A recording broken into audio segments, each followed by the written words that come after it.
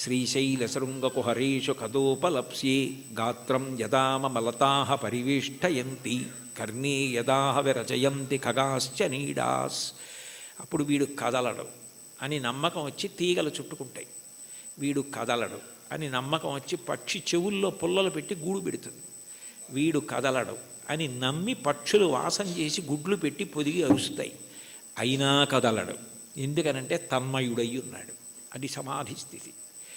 ఆ స్థితికి వెళ్ళినవాడు అనుభవిస్తున్నాడు ఈశ్వరుణ్ణి. వాడు జీవన్ముక్తుడవుతున్నాడు. వాడి శరీరము పడిపోయినప్పుడు విదేహమోక్షాన్ని పొందాడు. శరీరం పోయింది. ఇంకా అంతటా పరివ్యాత్మమైన ఆత్మ అయ్యాడు. ఆ తన్మయావస్థ పొందడానికి ఇది సోపానము కావాలి తప్ప ఇది నాకున్న ప్రజ్ఞాని నాకు నేను 10 మాటలు మిడిసిపడడానికి కారణమైనంత కాలము ఈశ్వర నిన్ను చేరడానికి ఎట్లా హేతు అవుతుంది? నువ్వు నవ్వవా నన్ను చూసి? హయ్యపిచ్చాడా అని అమాయకుడైన బిడ్డను చూసి తల్లి నవ్వినట్టు నవ్వుతాడు. అయితే ఏ తల్లి నవ్విందో ఆ తల్లే పాయసం పడితే నవ్విన పరమాత్మ ఏం చేస్తాడు? తద్దోషాన్ని దిద్దుతాడు. ఇది నీ ఎందు పోవడానికి నేను దిద్దుతానంటాడు. అందుకని గురు రూపంలో ఆయనే వచ్చి దీన్ని నువ్వు ఇట్లా వాడుకో, ఇది నీకు దీనికి కారణం కావాలి అని ఆ తన్మయావస్థని కల్పిస్తాడు. అది భగవంతుణ్ణి చేరడానికి కారణమవుతుంది. అందుకని చరణాల్లో అంటున్నారు, ఇది ఈశ్వరుడు ఉన్న చోటని నేను ఎట్లా తెలుసుకోగలను? అంతటా ఉన్నాడు ఇందుగలడందులేడని సందేహములతో చక్రి సర్వోపగతుండెందెందు వెదకి చూచిన అందందే కలడు దానవగ్రణి వింటే. ఇక్కడ ఉన్నవాడిని అయితే చూడగలను, అంతటా ఉన్నాడంటే ఎలా చూస్తాను? ఆ జ్ఞానము కలగాలి. ఆ జ్ఞానం ఎవరివ్వాలి? ఆయన ఇవ్వాలి. కాబట్టి ఉన్న చోటెరుగుదునా ఓయి అంటే పలికేవా? అతిశయం మనసులో ఉండిపోతే ఓయి అని పిలిస్తే నువ్వు పలుకుతావా? సాధ్యమా? నేనేమైనా ఒక గదిలోంచి ఒక గదిలోకి వెళ్ళిపోయినట్టు నీ దగ్గరికి పరమపదానికి వచ్చి వెళ్ళిపోగలిగినంత సమర్థున్నా? నా వల్ల సాధ్యం అవుతుందా? ఇంత పారవశ్యం ఉండి ఇంత గొప్పగా విష్ణు సంకీర్తన చేయగలిగినటువంటి మహాజ్ఞాని, భక్తి వైరాగ్యము కలిగినటువంటి వారు తన మీద పెట్టుకుని నన్ను చూసి నువ్వు నవ్వవా అని పాడడంలో ఉన్న గొప్పతనం ఏమిటంటే, వీరిని చూసి నువ్వు నవ్వవా అని రాశారనుకోండి అతిశయం అవుతుంది. అందుకని నిజానికి ఆ హేయ గుణములు లేకపోయినా తన యందు ఆరోపించుకోవడం పరమ భక్తికి తార్కాణం. అది భక్తి యొక్క చరమస్థితి. భక్తిలో ఏమవుతుందంటే ఆ అపార వినయం వస్తుంది. నేనెంతటి వాడిని, నా యందు ఏది ఉన్నది ఈశ్వర విభూతి తప్ప. యద్యద్విభూతిమత్సత్వం శ్రీమదుర్జితమేవ వా తత్తదేవావగచ్చస్త్వం మమ తేజోంశ సంభవం. నా యందు ఏ తేజస్సున్నా అది ఈశ్వరుడి అనుగ్రహం. ఆయన తేజస్సు తప్ప నాది కాదు. ఆయన ఉపసంహారం చేస్తే ఎంతసేపు? ఆయన అనుగ్రహించాడు కాబట్టి నడుస్తోంది అన్న వినయం ఎక్కడుంటుందో అక్కడ అనుగ్రహం ఉంటుంది. అందుకే మీరు చూడండి, మహాత్ములైన వారెవ్వరూ ఈ వినయం తప్పరు. అంతటి మహానుభావుడు శంకరాచార్యులు వారు పశుమాం సర్వజ్ఞ ప్రథిత కృపయా పాలయ విభో అన్నారు. నేను పశువుని, నువ్వు పశుపతివి అన్నారు. అవినయమపనయ విష్ణోహో అన్నారు షట్పదీ స్తోత్రంలో. నాకు అవినయాన్ని తీసి వినయాన్ని కటాక్షించు స్వామి అన్నారు. భాగవతోత్తముల యొక్క గొప్ప గుణం ఏమిటంటే ఎప్పుడు వారు ఇది నాది అన్న భావన పొందరు. వారికి అన్నింటికన్నా చదవడానికి భయమైంది ఏమైనా ఉంటే ఏంటంటే సన్మానపత్రం. ఎందుకంటే అది చదువుకుంటే నేను ఇంత వాణ్ణని ఏమైనా అభిప్రాయాలు ఏర్పడిపోతాయేమో అని భయపడి కనపడకుండా దాచేది ఏదైనా ఉంటే సన్మానపత్రమే తప్ప ఇది నా యందు ఉన్న విభూతి నా గొప్ప అని అనుకుంటే దూరం జరగడం అవలా. అది ఆయన నన్ను లాక్కోవడానికి కట్టుకున్న తాడు. ఆయన తాడు కట్టి నన్ను లాక్కుంటున్నాడు. అంటే రాగస్వరూప పాశాఢ్య, ఈ రాగము తీసి ఆవిడ భక్తిపాశం వేసి తన దగ్గరికి లాక్కుంటోంది. నాకే ఉంది? ఏమీ లేదు. నేనేం పెద్ద చదువుకోలేదు, మహావిద్వాంసుణ్ణి గాను, సమస్త శాస్త్రములు తెలిసున్నవాణ్ణి గాను. అయినా వీడెలా తరించాలి? అందుకని వీడికి ఏదో 4 మాటలు మాట్లాడడం అన్న లక్షణాన్ని ఇస్తే తగుదునమ్మా అని బయలుదేరుతాడు. ఏదో 1 గంటన్నర మాట్లాడతాడు. ఇది అడ్డు పెట్టి నా దగ్గరికి లాక్కుంటానని ఆయనే ఆ పాశం వేసి తన దగ్గరికి లాక్కుంటున్నాడు. ఇదంతా నాదే అంటే నేను మాట్లాడకపోతే ఈ మైక్ ఎంతో, ఆయన మాట్లాడకపోతే నేను అంతే. అది తెలుసుకుంటే చాలు. ఆ వినయాన్ని ప్రతిపాదించి ఈశ్వరుణ్ణి చేరడానికి మార్గములు కావు. ఏ మార్గము పట్టినా ఆ మార్గము ద్వారా నువ్వు కాదు కర్తృత్వంతో చేరేది. ప్రీతి పొంది ఈశ్వరుడు ఆక్కోవాలి, ప్రీతి పొంది ఈశ్వరుడు కలుపుకోవాలని గుర్తుపెట్టుకో, వినయాన్ని నిలబెట్టుకో. అది తాత్పర్యం కీర్తనకి. చాలు. ఏకశబ్ద సమ్యజ్ఞాత సృష్టప్రయుక్త స్వర్గే లోకే కామదుగ్భవతి. ఒక్క మాట అంటే మనని ఉద్దేశించి తనని తాను ఉద్దేశించుకుని అంటున్నట్టుగా ఇంకింతకన్నా ఏం కావాలి? హరినామ సౌఖ్యామృతము. అన్నిటికన్నా తేలిక మార్గం ఏమిటంటే భగవంతుని యొక్క నామాన్ని పలకడం. నామము ఏం చేస్తుంది అంటే నామిని తీసుకొస్తుంది. ఇప్పుడు నేను ఇక్కడ కూర్చుని అకస్మాత్తుగా మాట్లాడుతూ శోభారాజు గారు అన్నాను అనుకోండి, ఆవిడ నా వంక తిరుగుతారు. ఎందుకని? నామము నామిని ప్రతిస్పందించేటట్టు చేస్తుంది. భగవంతుని నామము ఒకటే ఉండాలి కదా. ఇప్పుడు నాకు కోటేశ్వరరావు అని పేరు అంతేకాని నాకు సహస్రనామాలు ఉండవు కదా. మరి ఈశ్వరుడికి ఎందుకు అన్ని నామాలు? అంటే నామములు బాలసారి చేసి పెట్టిన పేర్లు కావు, నామములు గౌణములు. నిర్గుణుడైన భగవంతుడు ఒక్కొక్క గుణాన్ని ఆవిష్కరించినప్పుడు ఒక్కొక్క నామము కింద మారుతుంది.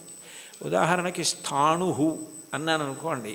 స్థాణుహు అంటే సాధారణంగా మనం ఏమంటాం, కదలకుండా ఎవరైనా నించున్నారనుకోండి, నువ్వేమైనా స్థాణువా కదలవే అంటావు. భగవంతుడికి స్థాణువు అని పేరు ఎందుకు వచ్చిందంటే ఇంకా ఆయన అంతటా వ్యాప్తి చెంది ఉన్నాడు, ఇక ఆయన కదలడానికి చోటేది. అందుకని స్థాణుహు. ఒక్కొక్క గుణము వలన ఒక్కొక్క నామం వస్తుంది. మీరు ఏదో ఒక్క నామాన్ని ప్రీతితో పట్టుకున్నారనుకోండి, ఆ నామం పలకడం అలవాటు అయిపోయింది అనుకోండి, కష్టం రానివ్వండి సుఖం రానివ్వండి ఏమవనివ్వండి, ఆ నామం పలకడం అలవాటైతే కలియుగంలో దానికి ఒక సౌలభ్యం ఉంది. కలియుగంలో అన్నిటికన్నా తేలిక ఏమిటంటే భగవన్నామం పలకడం. భగవన్నామం పలకడానికి ఎవరు బాగా అలవాటు పడిపోతారో వాళ్ళు ఆ నామిని దగ్గరికి తెచ్చుకోగలుగుతారు. ఆయనే వాళ్ళకి సమీపానికి వస్తాడు. వచ్చి వాళ్ళు తరించడానికి కారణం ఆయనే చూపిస్తాడు. అందుకే కలవు నామ సంకీర్తన. కలియుగంలో భగవంతుని నామం పట్టుకోవడం కన్నా తేలిక మార్గము వేరొకటి లేదు. నాకు మంత్రం రాదు, తంత్రం రాదు, యజ్ఞం రాదు, యాగం రాదు, రాని వాటి గురించి విచారించకు.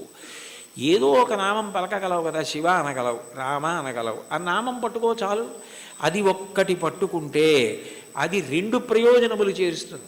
ఒకటి, నువ్వు చేసిన పాపములు ఏవి నిన్ను ఈశ్వరుణ్ణి చేరకుండా ప్రతిబంధకంగా నిలబడతాయనుకుంటున్నావో వాటిని తీసేస్తుంది. రెండు, ఎవరిని నువ్వు చేరాలనుకుంటున్నావో వాణ్ణి నువ్వు ప్రయత్నపూర్వకంగా చేరడం కాదు, వాడొచ్చి నీ దగ్గర నిలబడి వాడు నిన్ను పొందేటట్టు చేస్తుంది. ఎంత తేలికైంది. అందుకే నామస్మరణ ధన్యోపాయం నహిపశ్యామో భవతరణే. కలియుగంలో ఇంకా నామస్మరణ కన్నా భవతరణానికి, సంసార సముద్రమును దాటడానికి మార్గము లేదు. భాగవతంలో అంటారు, నామము ఎంత తేలిక అంటే బిడ్డ పేరు పెట్టి పిలిచిననైన విశ్రామ కేళినైన మిగుల గేలినైన పద్య గజ్జ గీత భావార్థములనైన కమలనయను తలుప కలుషహరము. మీరు బిడ్డకి పేరు పెట్టుకుని ఏ చక్రి అని పేరు పెట్టుకున్నారు, శౌరి అని పేరు పెట్టుకున్నారు. శౌరి శౌరి శౌరి శౌరి అని పేరు అదే పనిగా బిడ్డ పేరు పెట్టి పిలిచినా అది భగవంతుణ్ణి పిలిచినట్టే ఆయన లెక్కలోకి తీసుకుంటాడు. అందుకే కదా అజామీళుడు మోక్షాన్ని పొందాడు. కాబట్టి బిడ్డ పేరు పెట్టి పిలిచిననైన విశ్రామ కేళినైన, ఆడుకుంటూ భగవంతుడి పేర్లు కొన్ని అవతల వాళ్ళు పెట్టుకుని యువతల వాళ్ళు పెట్టుకుని ఆడుకుంటూ పిలుచుకున్నా సరే భగవంతుడు దాన్ని తన నామం ఉచ్చరించడం కానీ స్వీకరిస్తాడు. విశ్రామ కేళినైన పద్య గద్య గీత భావార్థములనైన, ఓ పద్యం ద్వారానో గీతం ద్వారానో అర్థం ద్వారానో మీరు హరినామం, భగవన్నామం, శివనామం, ఏదో భగవన్నామాన్ని పట్టుకున్నారనుకోండి, ఆ నామము చాలు తరింపజేస్తుంది. అది మిమ్మల్ని గట్టెక్కించేస్తుంది. అందుకే అంతకన్నా గొప్పది లేదు, అంతకన్నా మీకున్న ప్రతిబంధకాల్ని తీసేసేది లేదు. ఏది ఈశ్వరుణ్ణి చేరడానికి అడ్డో దాన్ని ఆ నామం తీస్తుంది. అందుకంటారు పోతన గారు భాగవతంలో, బ్రహ్మహత్యానేక పాపాటములకగ్ని కీలలు హరినామ కీర్తనములు, మధుపాన కిల్బిష మదనాగ సమితికి కేసరుల్ హరినామ కీర్తనములు, తపనీయ శౌర్యసం సూర్య కిరణముల్ హరినామ కీర్తనములు, గురుతల్ప కల్మష క్రూర గురుతల్ప కల్మష క్రూర సర్పములకు గేకులు హరినామ కీర్తనములు మహిత యోగోగ్ర నిత్య సమాధి విధుల అరలు బ్రహ్మాదిసురలకు అందరాని భూరి నిర్వాణ సామ్రాజ్య భోగ భాగ్య ఖేళనంబులు హరినామ కీర్తనములు. భగవంతుణ్ణి నామాన్ని కీర్తిస్తే బ్రహ్మహత్యాపాతకం, బంగారం దొంగిలించడం, గురువుగారి భార్య పడుకున్న శయ్య మీద పడుకున్న మహాపాతకం, అట్లాగే మధుపానం, మద్యపానం చేసినటువంటి దోషం, ఇన్ని పాపములను హరినామము కాల్చేస్తోంది. కాల్చేసిన కారణము చేత నిత్యశుద్ధుడయ్యాడు. యజ్ఞం చెయ్యాలి, యాగం చేయాలి, పూజ చేయాలి, మంత్రం చేయాలి, జపం చేయాలి, ధ్యానం చేయాలంటే దానికి ఒక ప్రత్యేకమైనటువంటి స్థితి అవసరం. భగవన్నామం పలకడానికి మేము అక్కర్లేదు. కూలిన చోట, కొట్టబడి కుందిన చోట, మహాజ్వరాదులను ప్రీలిన చోట, సర్పముఖ పీడలు పొందిన చోట, ఆర్తులై తూలిన చోట, విష్ణు భవదూరిని పేర్కొని రేని అక్కాలుని యాతనావితతి పోనరు కానరు దుఃఖభావములు. కూలినప్పుడు, కింద పడ్డప్పుడు, పాము కనపడినప్పుడు, ఏదో తగిలి పడిపోయినప్పుడు, జ్వరం వచ్చినప్పుడు భగవన్నామం పలకడం అలవాటైనటువంటి వాడు భగవంతుణ్ణే పొందుతాడు. కలియుగంలో భగవన్నామం పలకడం కన్నా తేలికైన మార్గము వేరొకటి లేదు. నీకు హరినామ సంకీర్తనం కన్నా, ఆయన నామం పలకడం కన్నా ముక్తి పొందడానికి కానీ, ఇహమునందు సమస్త సౌఖ్యములను పొందడానికి కానీ వేరొక తేలికైన మార్గం ఉండదు. చూడండి, ఏదైనా ఇచ్చి చాలదా, ఇది సరిపోదా నీకు అంటారు. అంటే ఇంకింతకన్నా ఏం కావాలి? చాలదా? హరినామ సౌఖ్యామృతము. హరినామము అన్న సౌఖ్యామృతం అది. ఆ అమృతం, ఆ నామం పలికిన వాడు ఎవరున్నాడో ఇక వాడు సమస్తమును దాటిపోతాడు. అందుకే బ్రతికియున్నన్నాళ్ళు నీ భజన తప్పను కాని మరణకాలమునందు మరతునేమో. ఆ వేళ యమదూతల ఆగ్రహంబున వచ్చి ప్రాణముల్ పెకలించి పట్టునప్పుడు కప వాత పైత్యముల్ కప్పగా శ్రమచేత కంపముద్భవమంది కష్టపడుచు నారాయణాయంచుని నా జిహ్వతో నిన్ను పిలుతునో శ్రమచేత పిలువలేను. నాటికిపుడి నీ నామస్మరణ చేతు చివునిడవయ్య భూషణ వికాస శ్రీధర్మపుర నివాస దుష్ట సంహార నరసింహ దురిత దూర అంటారు. నామం పలికితే భగవంతుడు అంత ప్రీతి పొందుతాడు. కలియుగంలో నామం చెప్పడం ఇల్లు తుడుచుకోవడం లాంటిది. దుమ్ము పడ్డా పడకపోయినా 2 పూట్ల ఇల్లు ఎలా తుడుచుకుంటారో అట్లా రోజు కాసేపు భగవన్నామం చెప్పడం అలవాటైతే వాడు తరించడానికి అది మార్గం అవుతుంది. అందుకే కంచి కామకోటి పీఠాధిపత్యం వహించిన మహాపురుషులు, అపర శివావతారులు, నడిచే దేవుడని పేర్గాంచిన 68వ పీఠాధిపతులు శ్రీ శ్రీ శ్రీ చంద్రశేఖరేంద్ర సరస్వతి మహాస్వామి వారు పెద్ద పెద్ద సభలలో వేల జనం మేము డబ్బిస్తాం, పళ్ళిస్తాం, బట్టలు ఇస్తామంటే అవేమీ వద్దు, ఈ పేద సన్యాసి మీ నుంచి కోరుకున్నది మీరు ఇవ్వగలిగినది అడుగుతాడు, అందరూ ఇవ్వగలరు, ఇస్తారా అని అడిగేవారు. ఒక రోజులో 2 నిమిషాల సమయం నాకు ఇచ్చేయండి, ఆ సమయం మీది కాదు కాబట్టి ఆ 2 నిమిషాలు భగవన్నామని చెప్పండి చాలనేవారు. అంటే భగవన్నామం అంత గొప్పది. భగవన్నామం క్రమంగా జ్ఞానం వైపుకి తీసుకెడుతుంది. మీరు రోజు నామాలు చెప్పుకోవడం అలవాటైందనుకోండి, లలితా సహస్రం రోజు చదువుతుంటే కొన్నాళ్ళు పోయాక ఎందుకు అమ్మవారి నామాల్లో రాగస్వరూప పాషాఢ్య క్రోధాకార అంకుశోజ్వల మనోరూపేక్షుకోదండ పంచతన్మాత్రసాయక ఏమిటి ఆ నామాలకు అర్థం అని తెలుసుకోవాలనిపిస్తుంది. ఆ నామాలకు అర్థం తెలిస్తే తత్వం తెలుస్తుంది. తత్వం తెలిస్తే పరవశం కలుగుతుంది. పరవశం కలిగితే మీరు మిగిలినది మర్చిపోతారు. అక్కడ ఈశ్వరుని యొక్క అనుగ్రహం. దానికి నేను ఒక ఉదాహరణ చెప్పాలి అంటే, మీకు లలితా సహస్రం అర్థం బాగా తెలిసిందనుకోండి, మీరు చదువుతున్నారు లలితా సహస్రం, నవచంపక పుష్పాభనాసాదండ విరాజిత అనో, లేకపోతే ఏదో అమ్మవారి యొక్క కబరీబంధంలో తిరుగుకునేటటువంటి పువ్వులు ఉంటాయి కదా, ఆ పూల దండ గురించో ఏదో మీకు ఆ నామం వచ్చింది. వచ్చేటప్పటికి చంపక శోక పున్నాక సౌగంధిక లసత్కచ అని నామం వచ్చింది. మీకు అమ్మవారి నల్లటి కబరీబంధం, దాని మధ్యలో ఉన్న చూడామణి, తలకి అటు ఇటు పెట్టుకున్న సూర్యచంద్రులు, పాపటలో పెట్టుకున్న కుంకం, ఆవిడ ఇలా పెట్టుకున్నటువంటి ఆ చూడామణితో కూరుకున్నటువంటి ఆభరణ విశేషం, అమ్మవారి కబరీబంధంలో పెట్టబడినటువంటి సింహాచల సంపంగి పూల దండ, అశోక పుష్పాల దండ ఇవన్నీ కనపడి ఆ కబరీబంధం వంక మనసు నిలబడిందనుకోండి, మీకు తెలియకుండా మీరు ఏం చేస్తారంటే తర్వాత నామం చెప్పలేరు. చంపకాశోక పున్నాగ సౌగంధిక లసత్కచ, చంపకాశోక పున్నాగ సౌగంధిక లసత్కచ, చంపకాశోక పున్నాగ సౌగంధిక లసత్కచ అంటుంటారంటే మీ మనసంతా కూడా అమ్మవారి కబరీబంధమునందు లయమైపోయింది. ఆ కొప్పు ముడిని చూస్తూ అప్పుడు భార్య ఎవరో అటువైపు వచ్చి, ఏమిటి ఈయన ఇవాళ లలితా సహస్రం ఇదే నామని చెప్తున్నారు, మరిచిపోయారా ఏమిటా అని, కురి విందమణిశ్రేణి కనత్కోటి ఇరమండిత అందనుకోండి, పాడు చేసేసావేనా ధ్యానం అంటే. అంటే అక్కడ మనసు లయమైంది, ఇంకా మిగిలినవి ఏవి గుర్తు రావట్లేదు. అమ్మవారి కబరీబంధ దర్శనం చేస్తున్నాడు. నామాల యొక్క అర్థం తెలిసిందనుకోండి, అదే భగవత్తత్వం. ఆ భగవత్తత్వం తెలిసిందనుకోండి పరవశం. పరవశమే మీ యొక్క ధ్యాన స్థితికి కారణం. అప్పుడు ఏమవుతుందంటే మీకు ఏది చూస్తున్నా నామవైభవము ఆ ఈశ్వర తత్వం మీ యందు ప్రకాశిస్తూ మీకు గొప్ప ఆనందాన్ని ఇస్తాయి. చాలదా హరినామ సౌఖ్యామృతము. అది మీకు ఏమి ఇవ్వలేదు కనుక మీకు ఏదైనా ఇస్తుంది. ఇది ఒకటి హరినామమింతైన చాలదా చెదరకి జన్మముల చెరలు విడిపింప. ఇన్ని జన్మాలు ఒకట రెండా, నానానేక పయూధముల్ వనములోనన్ పెద్ద కాలంబు సన్మానింపం దశలక్ష కోటి కరణీనాథుండనయ్యుండి మద్దానంభ పరిపుష్ట చందన లతాంత ఛాయలందుండలేక నీరాశ ఇతేల వచ్చిది భయం బిట్లో కది ఈశ్వర అంటాడు గజేంద్రుడు. 10 లక్షల కోట్ల భార్యలు నాకన్నాడు. అంటే నిజంగా అప్పుడే ఎన్ని జన్మలిత్తానో, ఎంతమంది భార్యలో, ఎంతమంది పిల్లలో, పునరపి జననం పునరపి మరణం పునరపి జననీ జఠరే చైనం ఇహ సంసారే బహుదుస్తారే కృపయాపారే పాహిమురారే.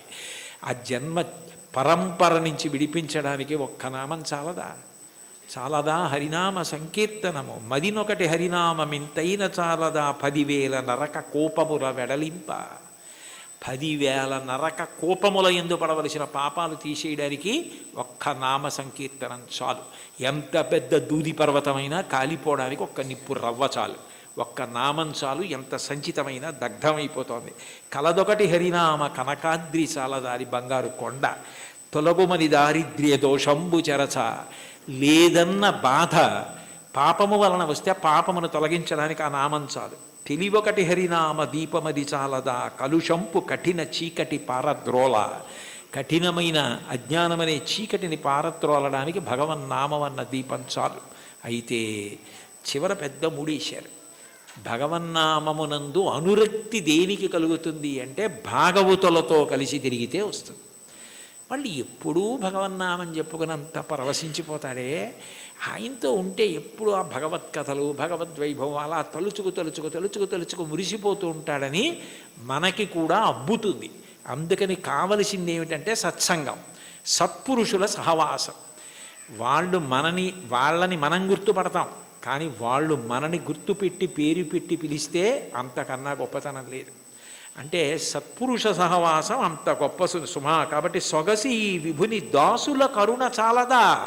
సత్పురుష సహవాసము చేత నామమునందు తాదాత్మ్యత కలుగుతుంది. ఇది నాకు కావాలి. ఆ నామమును పట్టుకోండి చాలు. అంటే చాలా తేలిక మార్గాన్ని ఇందులో ఉపదేశం చేసి, అబ్బాయి చాలా చిన్నది ఇచ్చాను అనుకుంటున్నావా, ఇది చాలదా, ఇంకింతకన్నా ఏమిటో, ఇంకింతకన్నా ఏం లేదు, ఎంత బాగా మాట్లాడారో, ఎంత అనునయంగా మాట్లాడారో, చాలదా.